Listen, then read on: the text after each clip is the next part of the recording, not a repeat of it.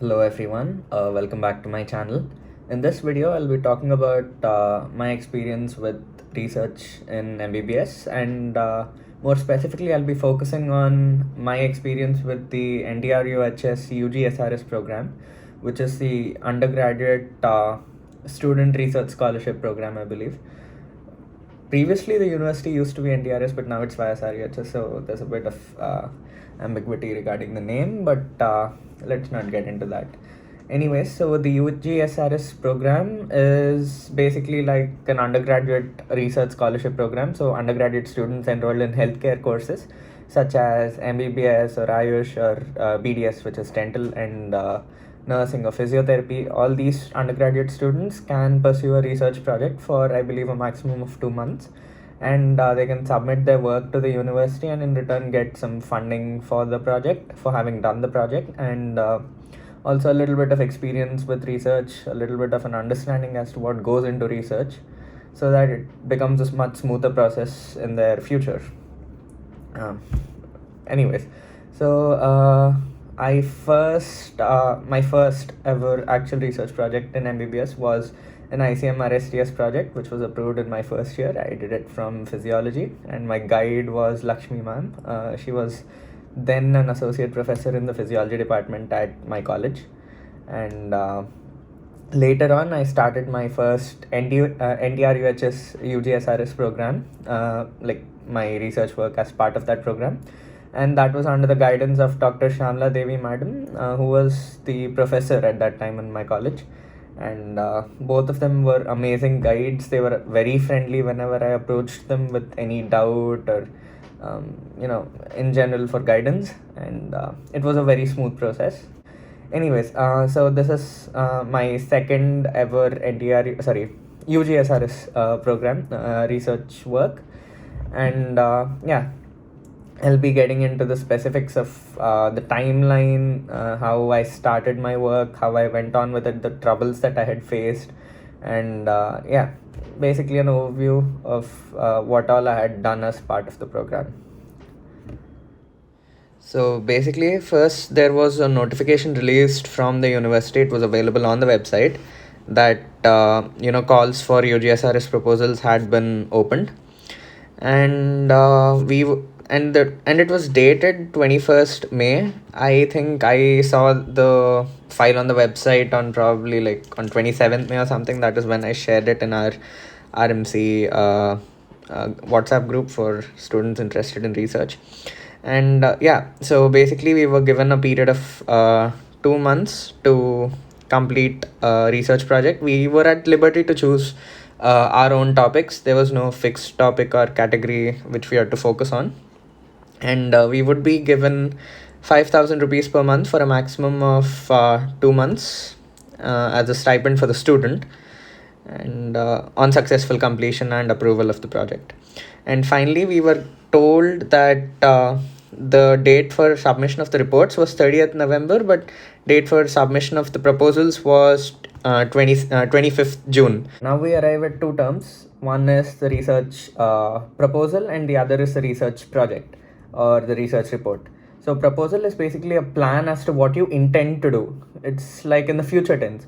So basically, I wanted to study a newer way of diagnosing fungal elements, and a more inexpensive way rather, and to study fungal elements and detect fungal elements in patients with fungal diseases.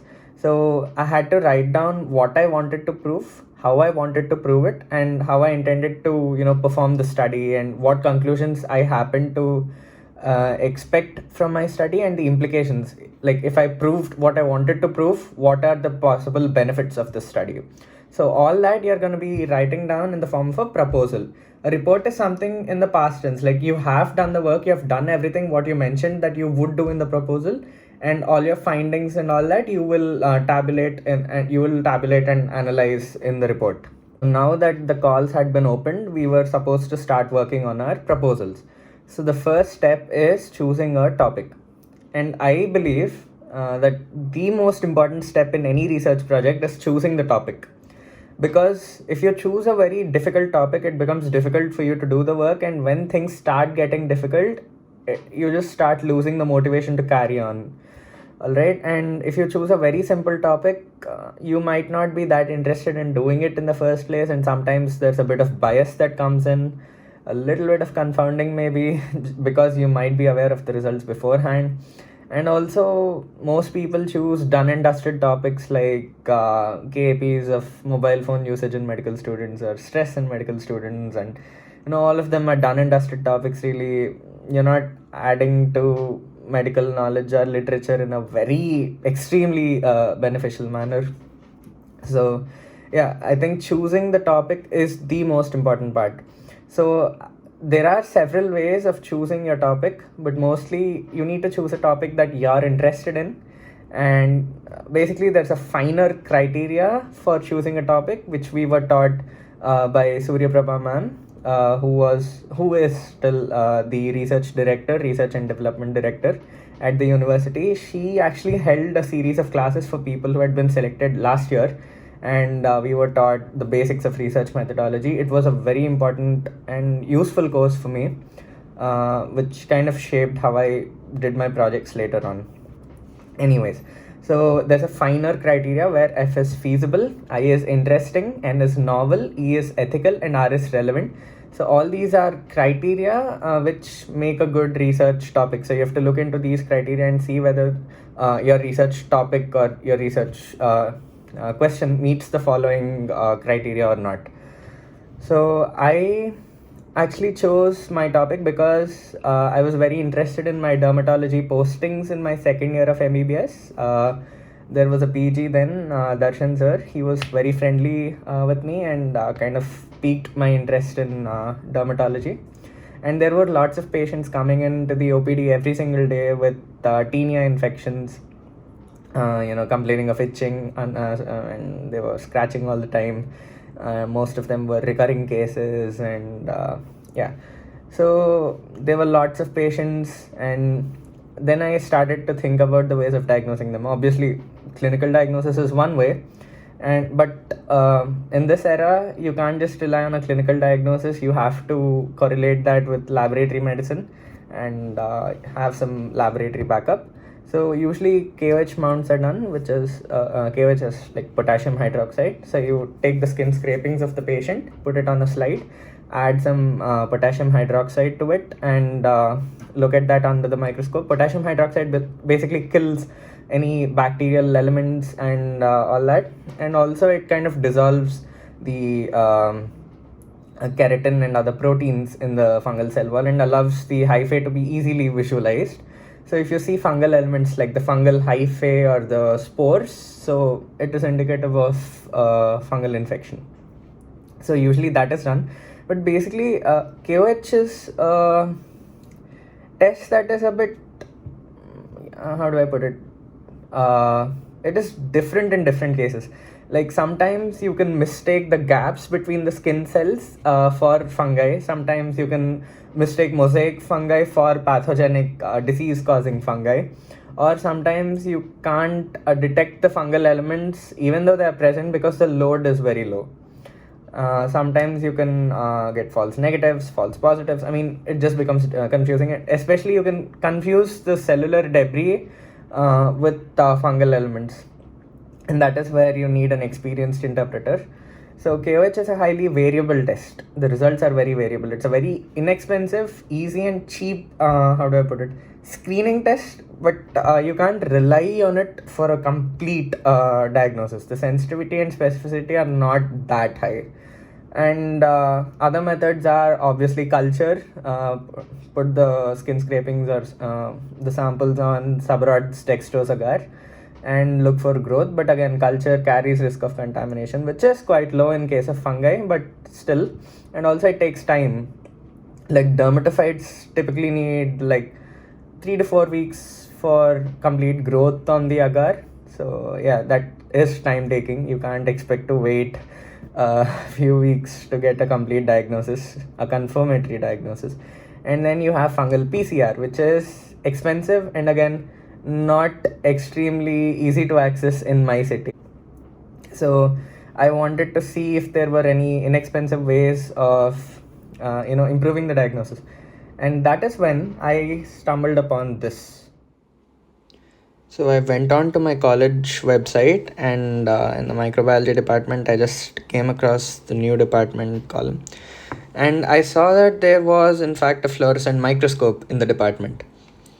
Then I started looking into fluorescence microscopy, and the images on Google, they were amazing. They were very colorful, they were quite interesting, and it seemed a bit of a hi-fi equipment which I could work with. And it was available in the department. Usually when you try to do good projects, you actually find that you don't have the equipment to do those projects in your centers, but I had a fluorescence microscope here. So I actually went to the department the next day. I spoke with my Associate Professor Durga Rani Madam in the microbiology department. She was very friendly.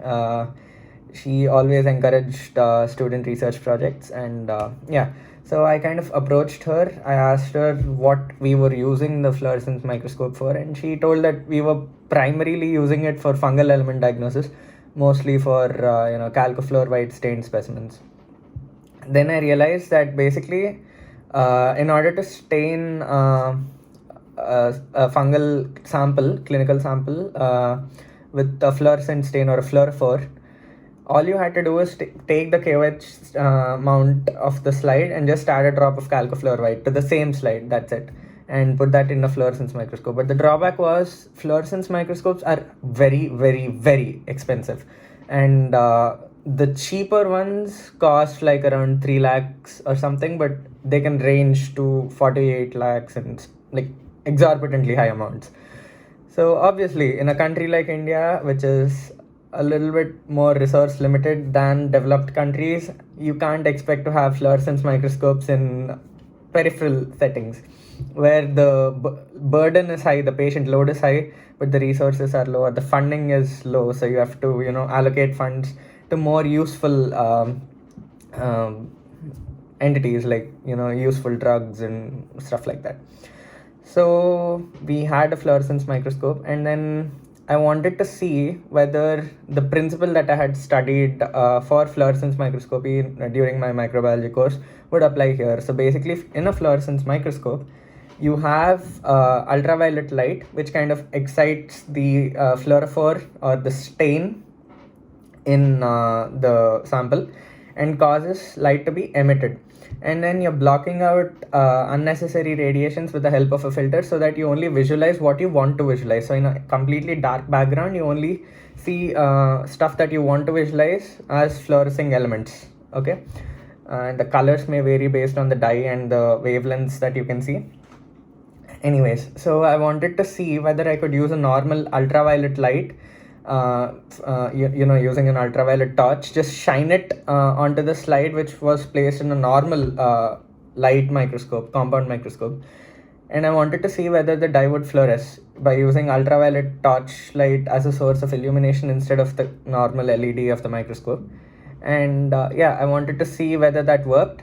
And also I wanted to study whether I could use a stain that was developed in the microbiology department like many decades ago, I guess. It was a fluorescent stain, a cheaper version of calcofluor white.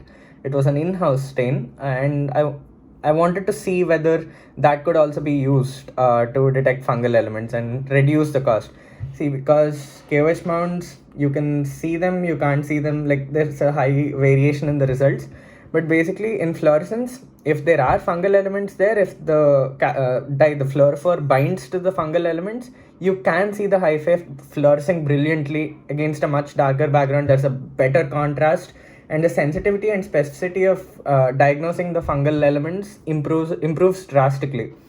So I wanted to see whether I could improve the sensitivity and specificity of diagnosing a fungal infection, but reduce the cost of fluorescence microscopy by using this simple technique. I talked about my ideas with Durga Rani ma'am, and she agreed to be my guide. She was also quite interested in the project. And then I got started on writing my proposal.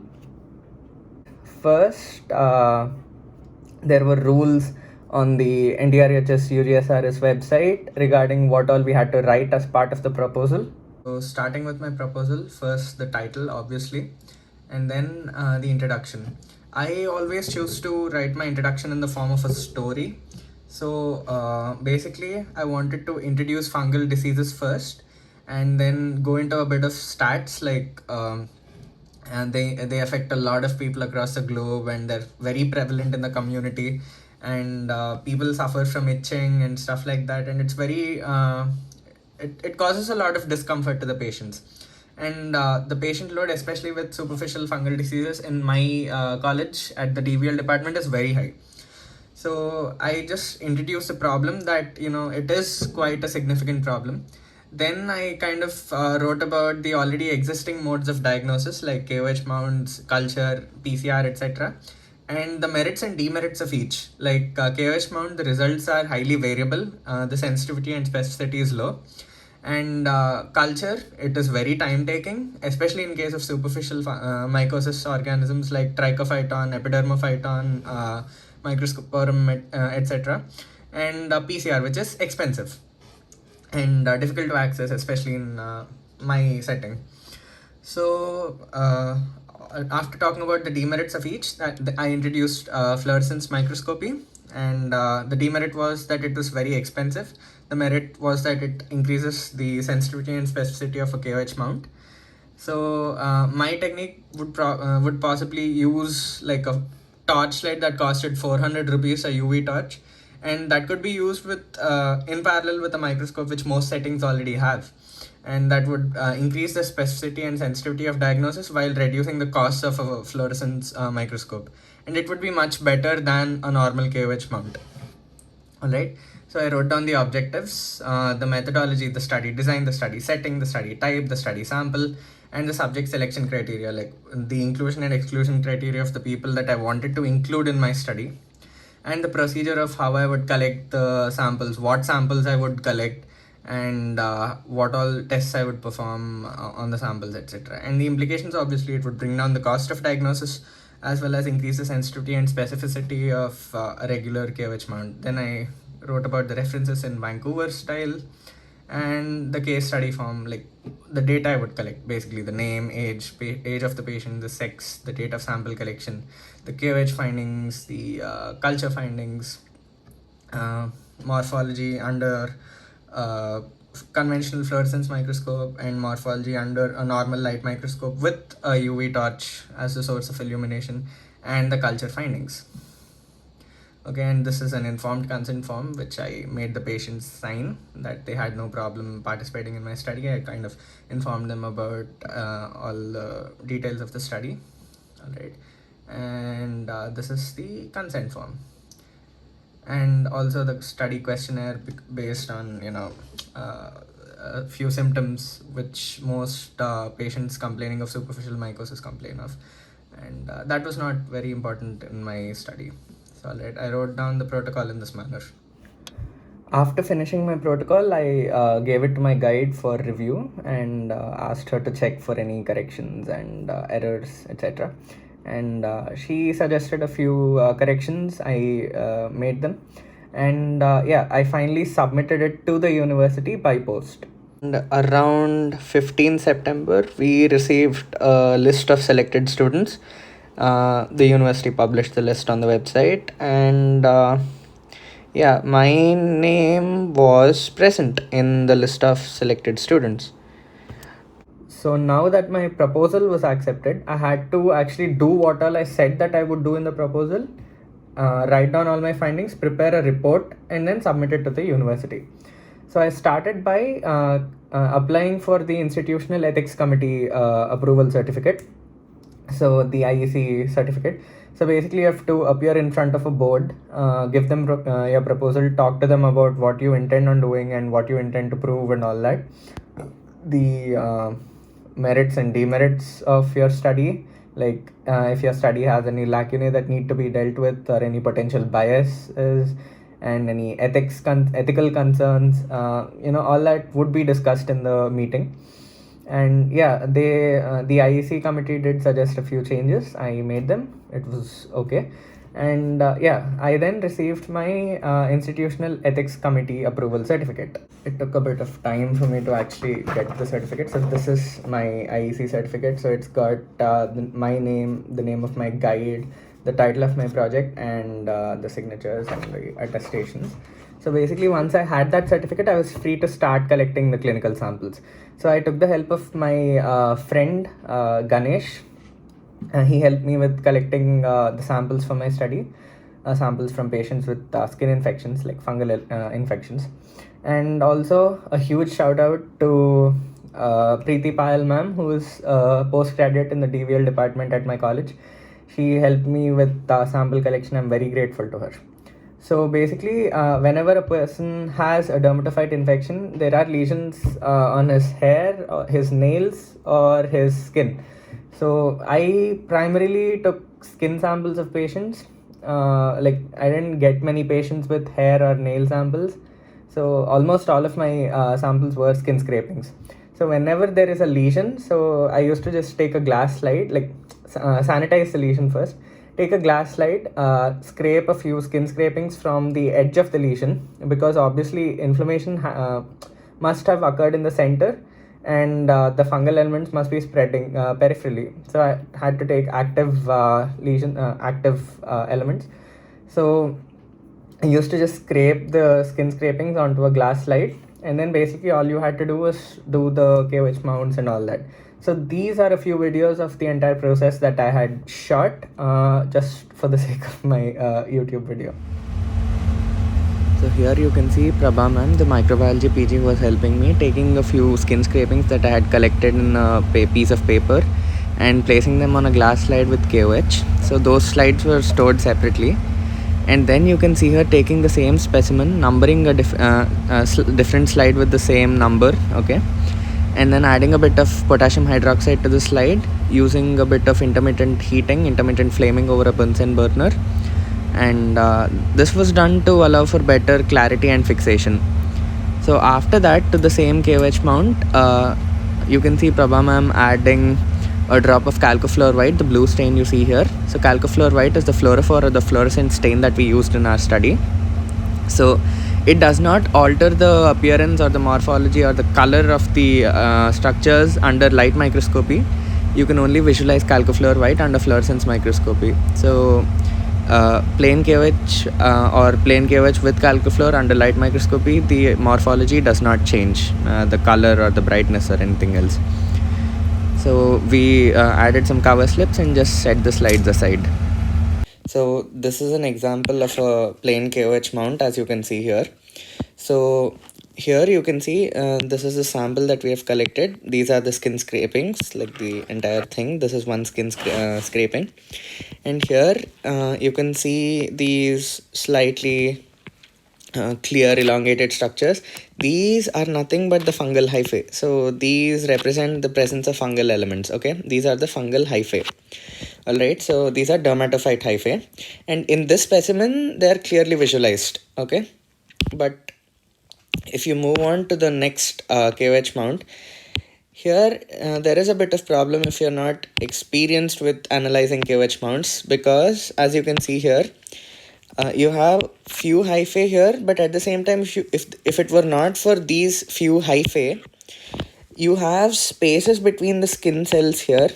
Alright, so these skin cells and the skin scrapings, you can mistake these gaps for fungal hyphae. So in situations like these, which you encounter very frequently, you need an additional test to diagnose fungal elements and to determine whether those are fungal elements or mosaic fungi instead of pathogenic fungi, or whether they're just artifacts or cellular debris, etc. And this is not a dermatophyte actually. So this is actually a mucor KOH mount of mucormycosis. So mucor is an invasive fungus, right? So it's not a superficial fungus, and I didn't want to include mucor in my study because then it would be a much more, I would have to take much more ethical issues into account. So here, like to an inexperienced observer, everything is like plain. There's not much of a contrast, but if you see clearly, you can see all these very fat, like fungal hyphae, like broad aseptate or sparsely septate hyphae. I mean, you can't clearly visualize them, but you can see them if you're experienced. And there's a lot of cellular debris. Alright, so sometimes that kind of creates problems in the analysis of a KOH mount.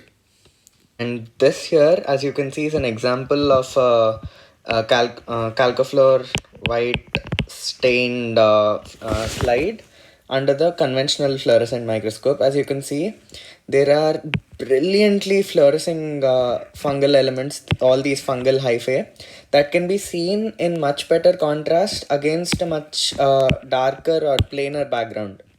So it is much easier to visualize fungal elements under fluorescence microscopy. But the only drawback is that to acquire a fluorescent microscope, it is, you need to invest heavily as they're quite expensive.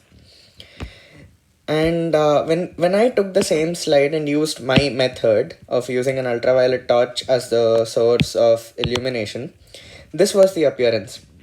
And I was very happy with the results. Like, I could see all these brilliantly fluorescing fungal hyphae, and it is not possible to speciate the fungi under fluorescence microscopy. So and that was not even a drawback, because we couldn't speciate them under conventional fluorescence microscopy, and the same thing goes here as well. And I was very happy with these results. I mean, it is much better than a conventional KOH mount. It is much easier to visualize these fungal elements under the microscope. Now that we had done the initial staining and the KOH mounts onto the slide, we had to inoculate all these specimens onto agar, because we didn't have access to PCR, so we had to rely on fungal culture as a confirmatory basis. So here you can see Prabha ma'am taking a wire loop and inoculating the same skin scrapings of suspected fungal diseased patients onto dermatophyte test medium. Dermatophyte test medium is a specific medium. So basically you can see the color is a bit yellowish here, but it turns pinkish or reddish when there's like presence of dermatophytes, and the culture colonies are also quite specific for dermatophytes. And here you can see Prabha ma'am sterilizing the wire loop till it's red hot under a flame. So that is the way to sterilize the wire loop. After that, what she did was she basically took an already sterilized wire loop, again maintaining sterility by heating the top of the tubes, and then she kind of took the same skin scrapings again and inoculated them onto Saboraud's dextrose agar here as well. So this here, the medium you can see in her hand now, is not dermatophyte test medium, it is Saboraud's dextrose agar. It is a medium that is used for the growth of fungi. So we used both Saboraud dextrose agar as well as a dermatophyte test medium as a confirmatory basis. So you can see that she's almost done inoculating, and she's flaming the test tube again, closing the lid, and that's it. One final step of sterilizing it till it's red hot.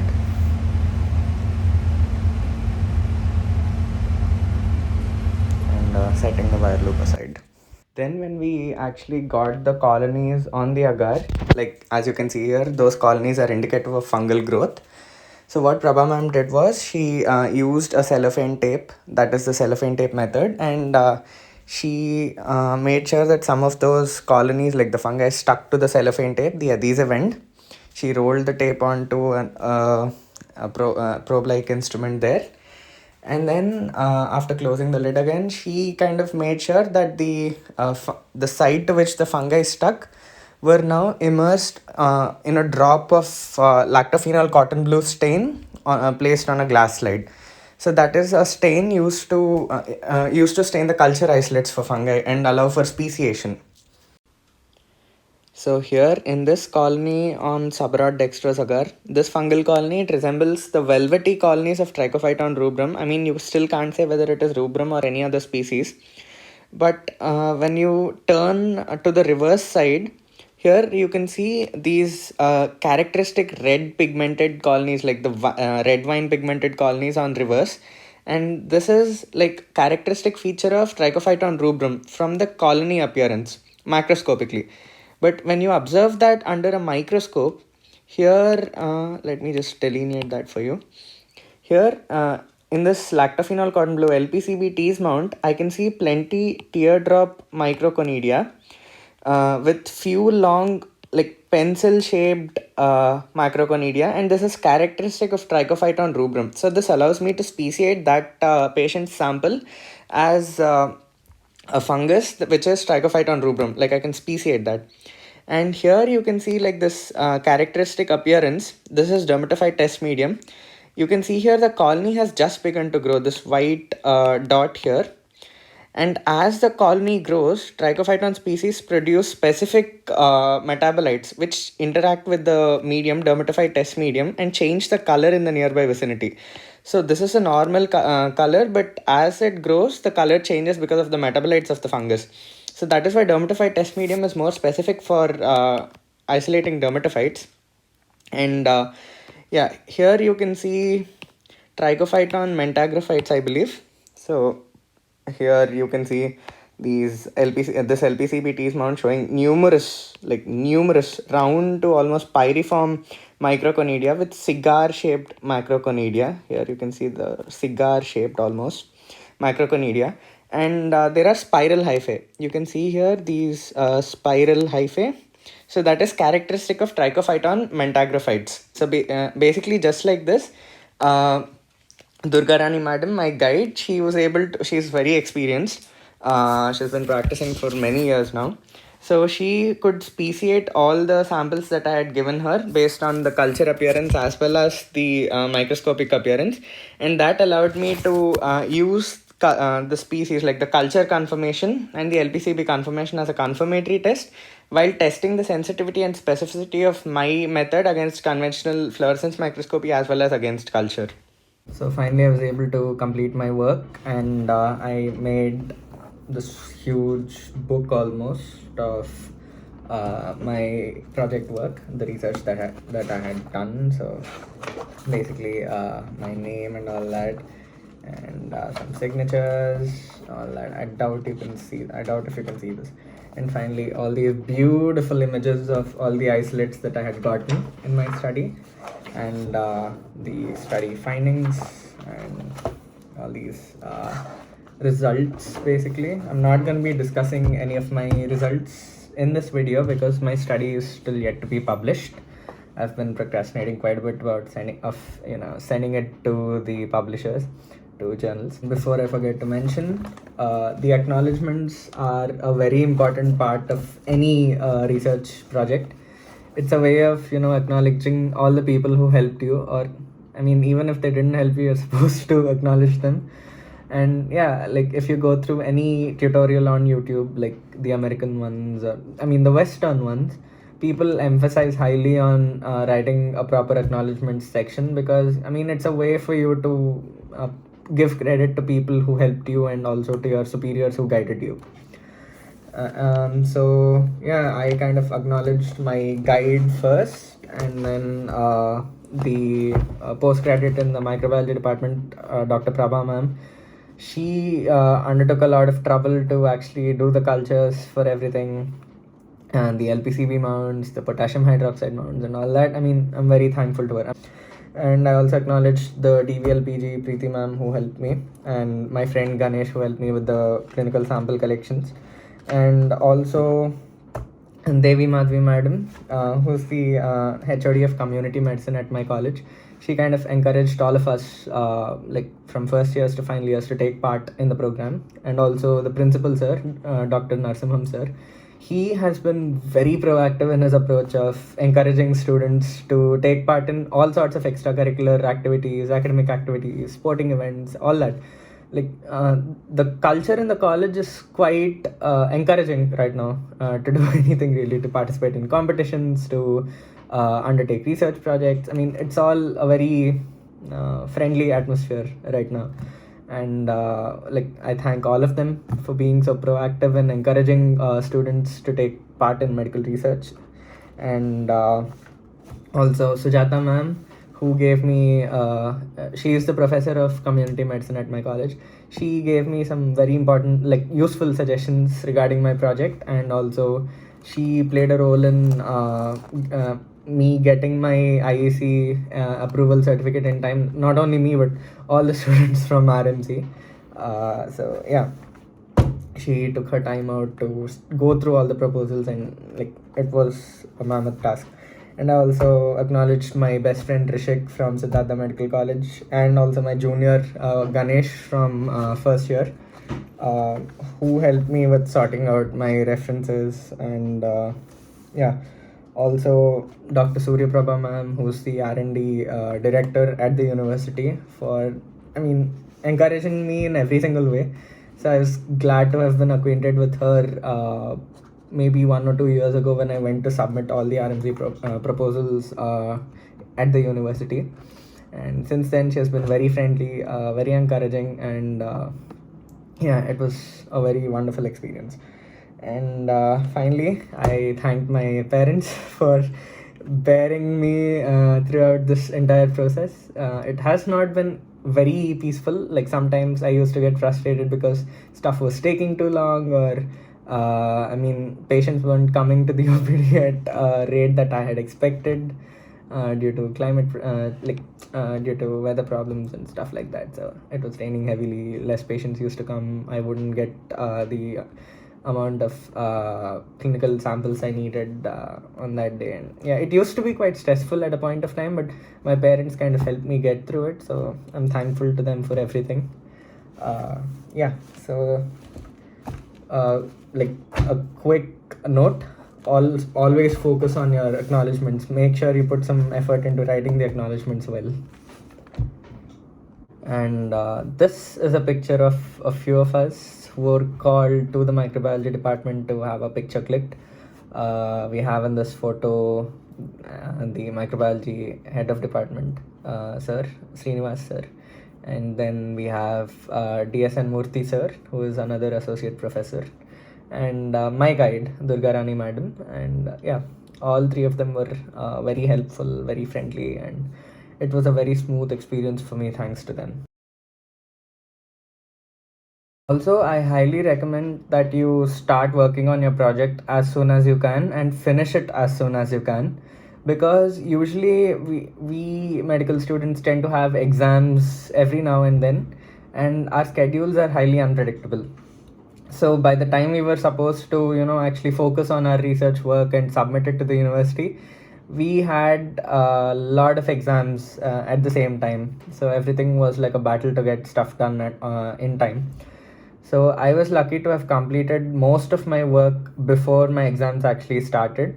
And then during our exams, I had a few gap days in between each of my exams. And that was when I took the help of my best friends Parvathi and Sanjana from my class. They helped me out with the discussion part, finding out references, sorting them out, and like converting them to Vancouver style, which is a style my university recommends. And yeah, they were very helpful. So I took the help of my friend. I'm actually lucky to have had friends who helped me with the writing part, friends who helped me with the sample collection part. And it's all easier if you do it as a group of people rather than you just taking everything onto your own self. And just, it's a lot of burden for one single person to do. So I was lucky to have had friends who helped me with my work, and I also in turn helped them with their work. So it's give and take. So I hope you all gained a better appreciation for all the effort, the time, the energy that goes into medical research, and yeah, original medical research. Like, I spend a lot of my time, and I put in a lot of effort to complete this project. Usually most people I know of a few people who kind of focus only on review articles and add that to the list of their publications. Review articles are useful. They are at a high level in the evidence pyramid. But if you want to do a review article, better spend your time working on a systematic review or a meta-analysis, which is much better. Or kind of do an original study. That my style is an original study, because you're actually contributing to medical literature in a way. You're not just taking articles from here and there, combining them, and just pushing out a review article. So yeah, try to work on original articles. And yeah, I highly encourage people to apply for ICMR STS projects or UG SRS research projects. it's a good way to get yourself acquainted with medical research. Right now, the situation is publish or perish, and it's gonna be much harder in the future. Yeah, so I hope everyone has a better appreciation for medical research now, and yeah, just have a good day.